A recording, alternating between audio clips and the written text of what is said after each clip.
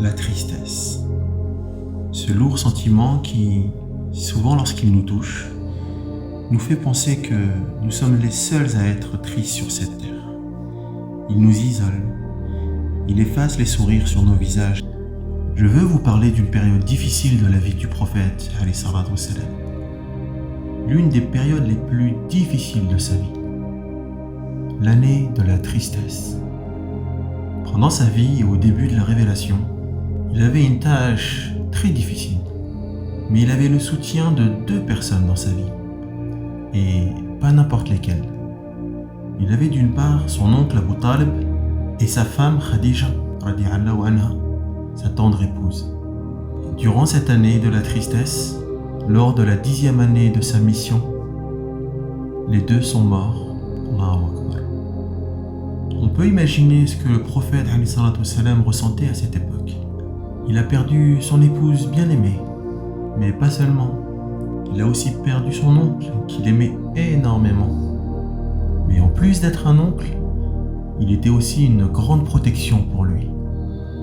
À l'époque, les Quraysh essayaient d'attaquer le prophète alayhi salatu wassalam. Et l'une des choses qui les empêchait était la protection d'Abu Talib. À cette époque, il décide d'aller à Taïf. En arrivant dans cette ville, la persécution a augmenté. Elle a continué et s'est intensifiée contre lui. Il y avait là, pour l'accueillir, des rangées d'hommes et d'enfants qui lui jetaient des pierres au visage, d'une façon tellement violente que le prophète alayhi salatu wassalam était blessé et ensanglanté sur le visage. Il venait de se faire expulser de cette ville de la manière la plus humiliante. On peut imaginer ce qu'il ressentait à ce moment. Il est allé s'asseoir sous un arbre. Il a fait une doua puissante. Si tu n'es pas mécontent de moi, alors tout va bien. Subhanallah. C'est incroyable.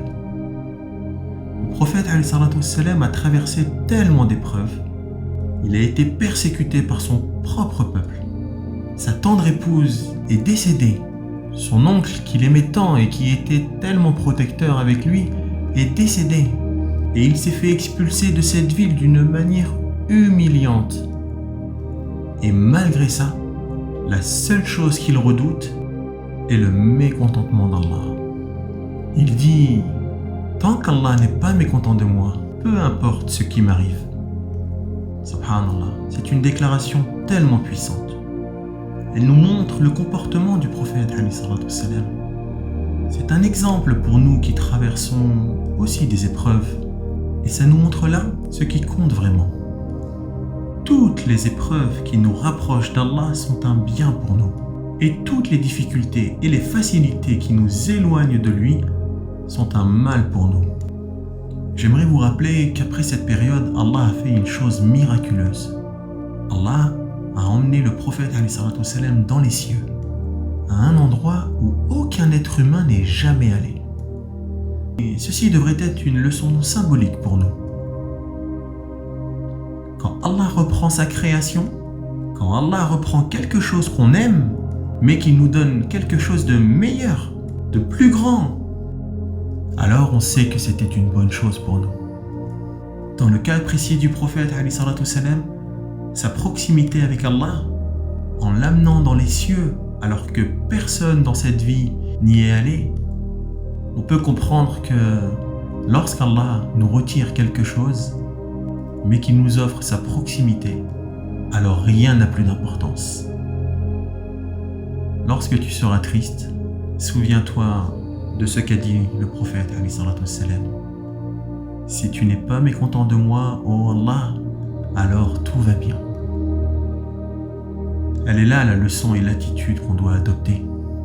C'est cette inspiration que nous offre le prophète alayhi salatu wassalam.